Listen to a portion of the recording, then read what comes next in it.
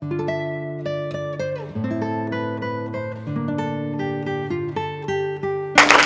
of a hard choice you'll face in the near future. It might be between two careers, artist and accountant, or places to live, the city or the country, or even between two people to marry. You could marry Betty, or you could marry Lolita. Or it might be a choice about whether to have children, to have an ailing parent move in with you, to raise your child in a religion that your partner lives by but leaves you cold, or whether to donate your life savings to charity. Chances are the hard choice you thought of was something big, something momentous, something that matters to you. Hard choices seem to be occasions for agonizing, hand-wringing, the gnashing of teeth. But I think we've misunderstood hard choices and the role they play in our lives. Understanding hard choices uncovers a hidden power each of us possesses. What makes a choice hard is the way the alternatives relate. In an easy choice, one alternative is better than the other. In a hard choice, one alternative is better in some ways, the other alternative is better in other ways, and neither is better than the other overall. You agonize over whether to stay in your current job in the city or uproot your life for more challenging work in the country because staying is better in some ways, moving is better in others, and neither is better than the other overall. We shouldn't think that all hard choices are big. Let's say you're deciding what to have for breakfast. You could have high-fiber bran cereal or a chocolate donut. Suppose what matters in the choice is tastiness and healthfulness. The cereal is better for you, the donut tastes way better, but neither is better than the other overall, a hard choice. Realizing that small choices can also be hard may make big hard choices seem less intractable. After all, we managed to figure out what to have for breakfast, so maybe we can figure out whether to stay in the city or uproot for the new job in the country. We also shouldn't think that hard choices are hard because we are stupid. When I graduated from college, I couldn't decide between two careers, philosophy and law. I really loved philosophy. There are amazing things you can learn as a philosopher, and all from the comfort of an armchair. But I came from a modest immigrant family where my idea of luxury was having a pork tongue and jelly sandwich in my school lunchbox. So the thought of spending my whole life sitting around in armchairs just thinking, well, that struck me as the height of extravagance and frivolity. So I got out my yellow pad, I drew a line down the middle, and I tried my best to think of the reasons for and against each alternative. I remember thinking to myself, if only I knew what my life in each career would be like.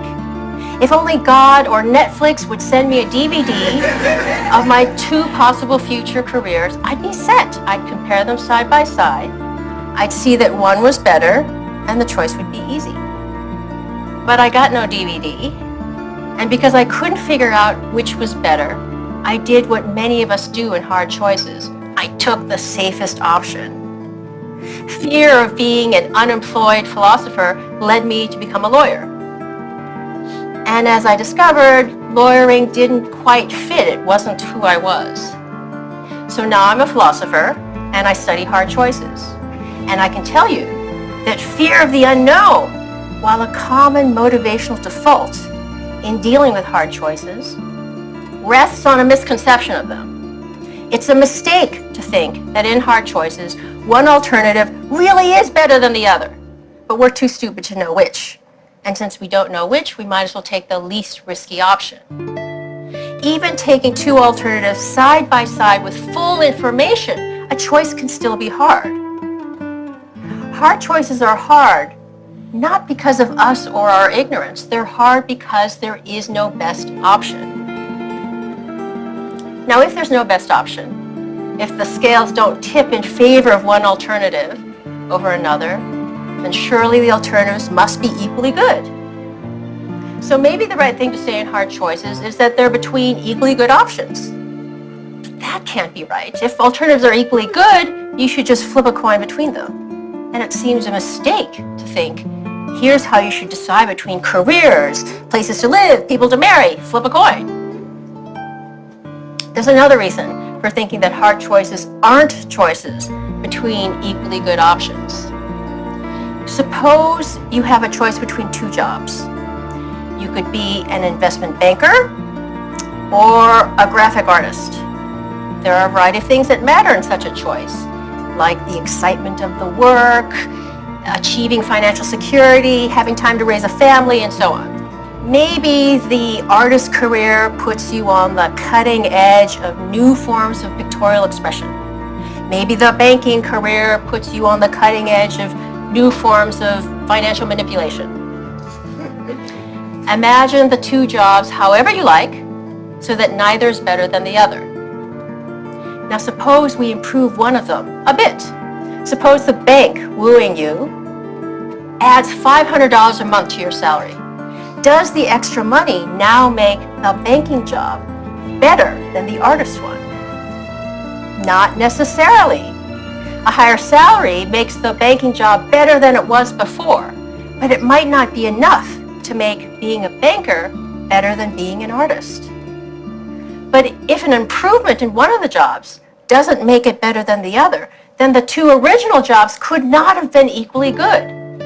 If you start with two things that are equally good and you improve one of them, it now must be better than the other. That's not the case with options and hard choices. So now we've got a puzzle. We've got two jobs. Neither is better than the other, nor are they equally good. So how are we supposed to choose? Something seems to have gone wrong here. Maybe the choice itself is problematic and comparison is impossible. But that can't be right. It's not like we're trying to choose between two things that can't be compared. We're weighing the merits of two jobs after all, not the merits of the number 9 and a plate of fried eggs. A comparison of the overall merits of two jobs is something we can make, and one we often do make. I think the puzzle arises because of an unreflective assumption we make about value. We unwittingly assume that values, like justice, beauty, kindness, are akin to scientific quantities like length, mass, and weight. Take any comparative question not involving value, such as which of two suitcases is heavier? There are only 3 possibilities. The weight of one is greater, lesser, or equal to the weight of the other. Properties like weight can be represented by real numbers, 1, 2, 3, and so on. And there are only 3 possible comparisons between any 2 real numbers. One number is greater, lesser, or equal to the other. Not so with values. As post-Enlightenment creatures, we tend to assume that scientific thinking holds the key to everything of importance in our world. But the world of value is different from the world of science. The stuff of the one world can be quantified by real numbers, the stuff of the other world can't. We shouldn't assume that the world of is, of lengths and weights, has the same structure as the world of ought, of what we should do. So if what matters to us, a child's delight, the love you have for your partner, can't be represented by real numbers, then there's no reason to believe that in choice there are only 3 possibilities, that one alternative is better, worse, or equal to the other.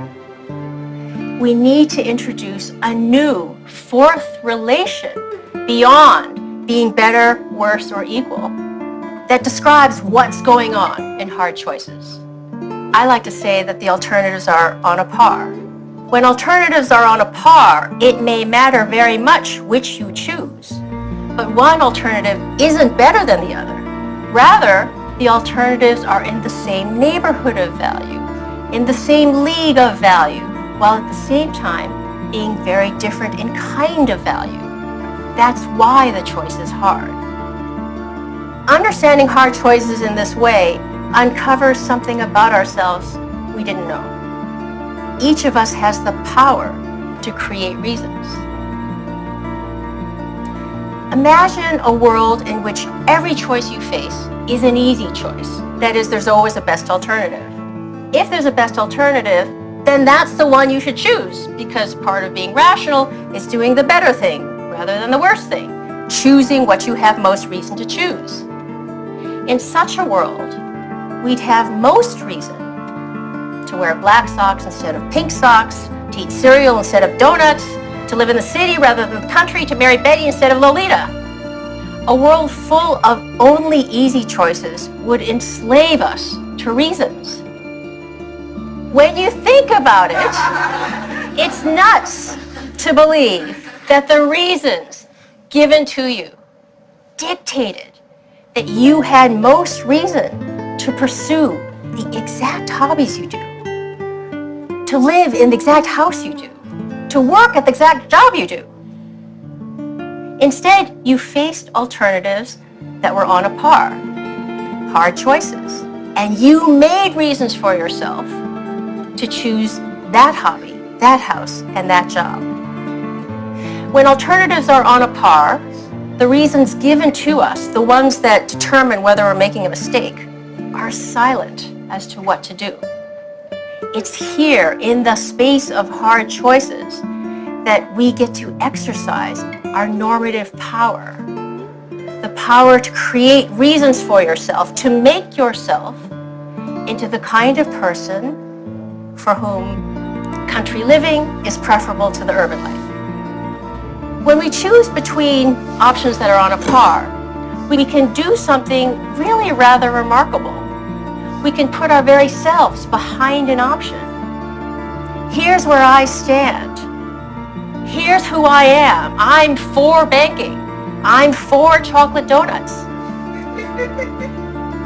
This response in hard choices is a rational response, but it's not dictated by reasons given to us. Rather, it's supported by reasons created by us. When we create reasons for ourselves to become this kind of person rather than that, we wholeheartedly become the people that we are. We might say that we become the authors of our own lives. So when we face hard choices, we shouldn't beat our head against a wall trying to figure out which alternative is better. There is no best alternative. Instead of looking for reasons out there, we should be looking for reasons in here. Who am I to be? You might decide to be a pink sock wearing, cereal loving, country living banker. And I might decide to be a black sock wearing, urban donut loving artist. What we do in hard choices is very much up to each of us. Now, people who don't exercise their normative powers in hard choices are drifters. We all know people like that. I drifted into being a lawyer. I didn't put my agency behind lawyering. I wasn't for lawyering. Drifters allow the world to write the story of their lives. They let mechanisms of reward and punishment, pats on the head, fear, the easiness of an option, to determine what they do. So the lesson of hard choices: reflect on what you can put your agency behind, on what you can be for, and through hard choices, become that person. Far from being sources of agony and dread, hard choices are precious opportunities for us to celebrate what is special about the human condition. That the reasons that govern our choices as correct or incorrect sometimes run out. And it is here in the space of hard choices that we have the power to create reasons for ourselves to become the distinctive people that we are. And that's why hard choices are not a curse, but a godsend. Thank you.